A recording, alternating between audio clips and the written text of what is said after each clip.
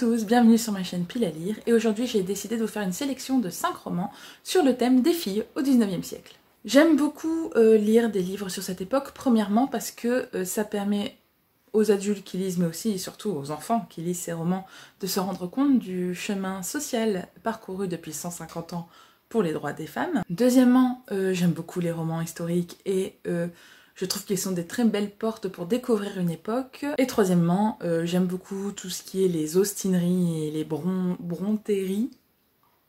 On va dire que ça se dit. Et ben voilà, quand je retrouve ça aussi dans des romans pour la jeunesse, forcément ça me plaît. Voilà, je vais arrêter de me justifier et je vais présenter tout de suite les 5 romans que je vous ai choisis. Il y en a pour tous les âges, je vais vous les présenter un peu comme je fais souvent, des romans pour les plus jeunes aux romans pour les plus grands. Encore une fois, ce n'est pas parce que c'est un roman à partir de 9 ans qu'il faut avoir 9 ans pour le lire. Vous pouvez le lire à 72 ans, il n'y a pas de problème. Le premier dont je vous parlais, je l'ai lu très tard, ça faisait longtemps que je l'avais dans ma pile à lire et c'était une excellente surprise, c'est Rose et le magicien de Holly Webb. Alors, j'avais un gros a priori à cause de la couverture, faut que j'arrête de faire ça. Je trouvais le dessin un petit peu flippant, le rose avec le doré, ça ne me disait rien qui vaille, en fait, c'était super. Je ne m'y attendais pas en regardant la couverture, mais c'est en fait l'histoire d'une jeune fille qui s'appelle Rose, qui est dans un orphelinat depuis sa naissance, et qui est très chanceuse car elle a été choisie pour être petite main à tout faire dans une maison bourgeoise où il y a déjà plusieurs domestiques. Cette maison est la maison d'un magicien qui s'appelle Mr. Fontaine, qui est un jeune apprenti à peu près de l'âge de Rose, et Rose est très contente d'avoir trouvé un emploi, de gagner son propre argent. Elle a 11 ou 12 ans, hein, mais voilà, elle est très terre à terre, et ça lui suffit très bien. Elle se prend un petit peu des remarques, parce qu'au début, prendre ses marques dans une grande maison quand on fait le ménage, c'est pas forcément facile. Elle fait des bêtises concernant des pièces où elle a ou le droit ou pas d'aller, etc. J'ai oublié de préciser que le propriétaire est un magicien, mais pas un magicien abracadabra sur scène qui fait apparaître un lapin dans son chapeau. Ça se passe dans une Londres victorienne où la magie existe et les magiciens sont réputés pour être au service de la couronne et pour rendre service aux nobles du pays. Rose va, en vivant dans cette maison, découvrir que contrairement à ce qu'on croit, ce n'est pas que les garçons qui peuvent développer des pouvoirs magiques, car elle-même commence à en développer. La preuve, c'est que la plupart des objets magiques de la maison ressentent sa magie et lui obéissent. Alors elle, c'est pas spécialement un cadeau, elle en voulait pas, ça lui allait très bien d'être domestique, mais elle va devoir faire avec, et il se trouve que dans ce premier tome, il y a une magicienne concurrente de son maître qui va commencer à poser des problèmes. Je vais m'arrêter là, j'ai trouvé que c'était un excellent compromis entre le roman magique et le roman historique. J'ai adoré le ton avec lequel c'était écrit, c'était une très belle surprise, je pense qu'aussi c'est très bien traduit. J'ai très envie de lire la suite, c'est en 4 tomes chez Flammarion. Je crois que c'est sorti en poche aussi, donc si vous voulez pas vous ruiner en cherchant partout les grands formats qui ne sont plus édités, vous pouvez tout à fait le trouver en poche.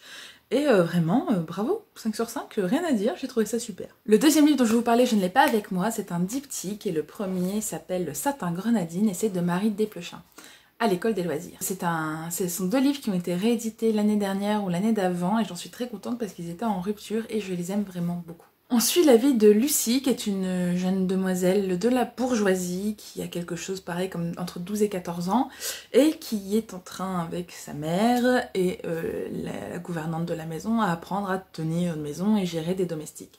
Mais en apprenant cela, elle va découvrir la vie des gens du peuple qui n'ont pas autant d'argent qu'elle, et ça va un peu lui ouvrir les yeux et réveiller en elle sa flamme révolutionnaire. Ça se passe en 1885 à Paris et j'ai beaucoup aimé le côté un peu grande gueule de Lucie, qui est une gamine qui clairement n'est pas faite pour être enfermée dans un salon.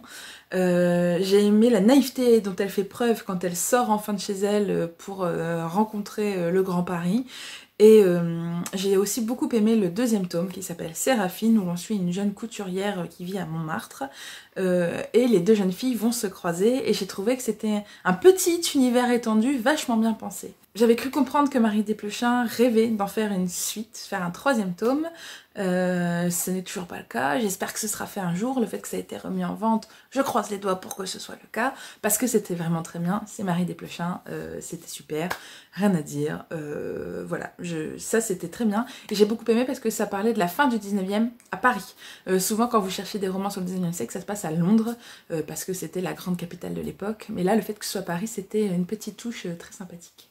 Le troisième dont je veux vous parler, c'est L'île aux mensonges de Frances Hardinge, que moi j'ai en anglais sous le titre The Light Tree, dans une belle édition illustrée par Chris Riddle. Je me la pète un peu, mais je suis très contente de l'avoir. Je vous ai déjà parlé de ce roman dans une vidéo, j'essaierai de la retrouver, de vous la mettre en lien là-haut et dans la description, du coup je vais aller assez rapidement. Mais c'est un roman assez sombre, vraiment fantastique dans le sens chose glauque qui se passe avec de la mort et de la possession.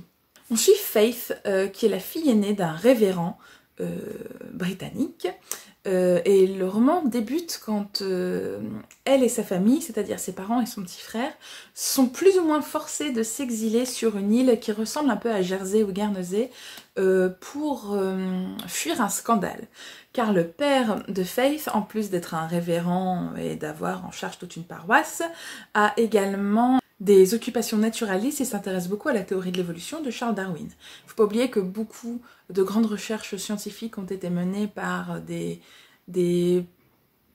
hommes et femmes d'église et des instituteurs et institutrices pendant le 19e siècle, parfois pas forcément dans de très belles conditions. Mais bref, là du coup on est vraiment au cœur de ces questions-là. Le père de Faith est un petit peu tiraillé entre sa foi et ce qu'il découvre en faisant ses recherches scientifiques. Faith est une jeune fille un peu effacée, comme toutes les jeunes filles de son époque, à qui on parle pas beaucoup, à qui on n'explique rien, on n'en attend rien, elle n'a pas spécialement d'éducation, elle s'ennuie à mourir, évidemment, comme vous pouvez l'imaginer, et en fait elle est un petit peu inquiète parce qu'elle sent que quelque chose hante son père. Une espèce de secret un peu étrange qu'il refuse de partager et qu'elle veut essayer de découvrir. C'est un roman hypnotisant, qui parle beaucoup de foi, de religion, pas dans le sens prosélytisme, mais dans le sens qu'est-ce que c'est de croire en quelque chose aveuglément et qu'est-ce qu'on fait quand toutes nos croyances sont fragilisées et qu'il y a un grand tremblement de terre qui va tout faire s'effondrer et qu'il faut tout reconstruire. Ça parle des premiers hommes et aussi du climat scientifique de l'époque qui faisait très peu de place aux femmes alors que Faith est fascinée par tout ça et qu'elle rêve grâce à ses dessins de pouvoir en faire un peu partie. Ça parle des fouilles archéologiques qui sont menées à cette époque-là, ça parle un peu, oui, de toute cette espèce d'effervescence scientifique, mais en fait on découvre plein de choses et il y a plein de choses qui nous ont été dites dans la Bible qui s'avèrent être fausses, on découvre des peuples qui ne sont pas cités dans la Bible, on découvre des phénomènes astronomiques ou naturels qui ne sont pas cités dans la Bible. Est-ce que ça veut dire que tout ça c'est un gros fatras de stupidité, ou est-ce qu'il faut essayer de trouver du sens à tout ça? Ça met vraiment en valeur ce côté très perdu des gens qui voient tout leur monde faire une révolution avec eux au centre et qui ne savent pas dans quelle direction aller. C'était phénoménal, j'ai adoré ce roman. C'était le premier roman de Frances Hardinge que je lisais et j'ai bien envie d'en lire beaucoup d'autres. Le quatrième dont je veux vous parler, je ne vous le présente plus, j'en ai déjà parlé beaucoup, hein, voilà, mais quand on aime on ne compte pas, c'est Calpurnia de Jacqueline Kelly. Il y a un deuxième tome sorti aussi à l'École des loisirs qui s'appelle Calpurnia et Travis. Et ça a été également adapté en bande dessinée et en petit roman à partir de 8 ans où on suit les aventures vétérinaires de Calpurnia. Ce sont des romans, enfin surtout le premier, qui m'ont fascinée quand je les ai lus la première fois. Ça se passe en 1899 au Texas. On suit Calpurnia qui est la seule fille d'une fratrie de 7 enfants. Elle est pile au milieu et exactement au moment où elle se découvre un intérêt pour l'observation de la nature, dessiner les grenouilles, observer les phénomènes météorologiques, observer les insectes et tout ça, au moment où elle se découvre une passion pour tout ça, sa mère décide qu'il est temps de lui apprendre à gérer une maison, faire de la broderie, de la cuisine et trouver un bon mari. Ça ne lui va pas du tout à Calpurnia, d'autant qu'au fur et à mesure qu'avec son grand-père un peu naturaliste, ils explorent la nature, ils découvrent une plante rare qui n'a jamais été répertoriée jusqu'à maintenant, et elle se dit mais peut-être avec ça je pourrais faire des belles études et rentrer à l'université, jusqu'au moment où elle comprend que les femmes ne sont pas acceptées à l'université. Et c'est une espèce de choc pour Calpurnia, qui a toujours grandi au milieu de garçons et qui ne comprend pas pourquoi d'un seul coup elle est traitée différemment d'eux alors que jusqu'à présent plus ou moins tout se passait bien et ils étaient un peu tous sur un pied d'égalité.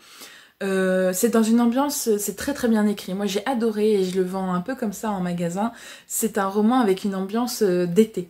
Alors on n'est pas toujours en été, hein. Des fois on fête Noël, on suit sur plusieurs mois les aventures de Calpurnia, mais vous êtes vraiment dans cette ambiance d'herbe haute et de chants de grillons et de ruissellement de la rivière dans un coin et de linge qui sèche au soleil, enfin C'est très bien écrit, il y a des très belles ambiances retranscrites et en plus il y a toute cette histoire de frustration intellectuelle de la part de Calpurnia qui va un peu nourrir tout le roman. En plus le livre est très beau. Et enfin le dernier, dont j'ai l'impression que j'ai pas beaucoup parlé sur cette chaîne alors que c'est l'un de mes romans préférés du monde entier. J'espère pouvoir le relire très bientôt. C'est Miss Charity de Marion Muraille. Ce roman vient d'être adapté en bande dessinée par Anne Montel et Loïc Clément chez Rue de Sèvres et j'en suis ravie parce qu'il va permettre de faire redécouvrir cette superbe histoire. Marion Muraille s'est inspirée de la vie de Béatrix Potter, l'autrice des Pierre Lapin, et en a tiré ce beau pavé. Moi j'ai le grand format illustré qui est un petit peu compliqué à tenir dans son lit mais qu'on dévore quand même. C'est une espèce de...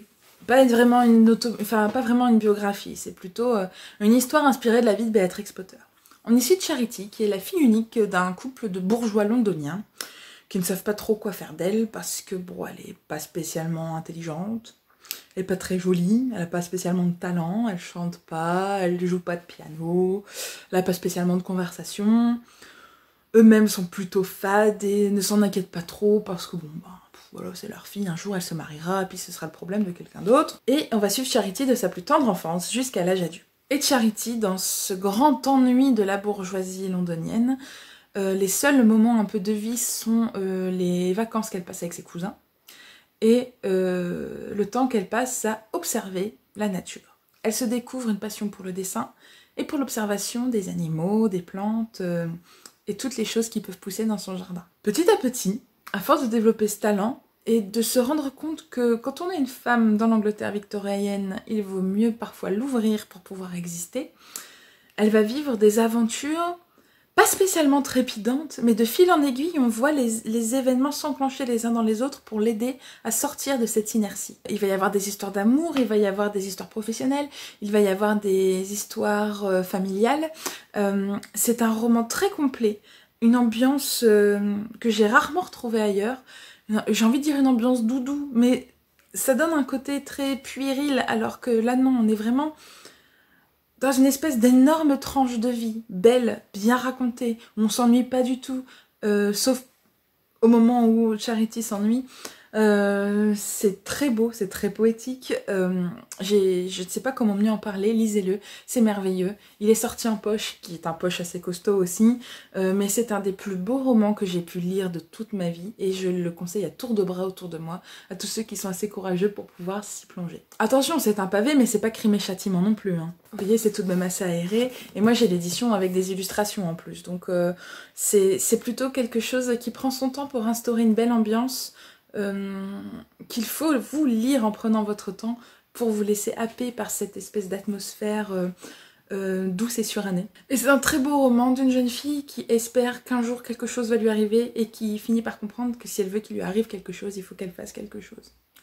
Voilà, et c'était merveilleux, très beau. Il y a plein d'autres livres dont j'aurais voulu parler, mais il fallait bien que je me restreigne, et si vous voulez que j'en parle dans une autre vidéo, Les filles au 19e, la deuxième partie, n'hésitez pas à en parler dans les commentaires, et conseillez-moi aussi les livres qui correspondent à ce thème. Enfin, vous avez compris, c'est un thème qui m'intéresse beaucoup, et je cherche toujours de nouvelles lectures, donc n'hésitez pas. Voilà, j'espère que cette vidéo vous a plu. En attendant de vous revoir, je vous souhaite comme d'habitude d'excellentes lectures.